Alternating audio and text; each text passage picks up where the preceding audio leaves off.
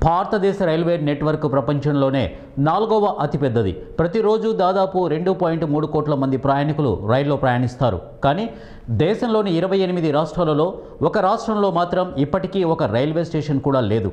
వినడానికి వింతగా ఉన్నప్పటికీ ఇది నిజం. ఆ రాష్ట్రం మరెక్కడో కాదు, ఈశాన్య భారతదేశంలోని 7 రాష్ట్రాలలో ఒకటైన సిక్కిం. సిక్కిం తూర్పు హిమాలయ లోయలో ఉంది. నిటారుగా ఉన్న వాలులు, లోతైన లోయలు, తరచుగా కొండ చర్యలు విరిగిపడ్డం, భూకంపం సంభవించే జోన్ కాబట్టి రైల్వే నిర్మాణం చాలా కష్టతరం. 1 కిలోమీటర్ రైల్వే లైన్ వేయడానికి సాధారణ ఖర్చు కంటే 8.10 రెట్లు ఖర్చు అవుతుంది.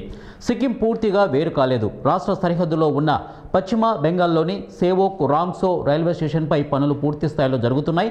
45 కిలోమీటర్ల పొడవైన ఈ లైన్లో 14 సొరంగాలు, 22 వంతెనలు ఉంటాయి. 86% మార్గం సొరంగంగా ఉంటుంది. ఈ రైలు 2025-26 నాటికి రాంగ్హో చేరుకుంటుందని భావిస్తున్నారు. అయితే గాంగ్టాక్కు రైలు ఇంకా చాలా దూరంలో ఉంది.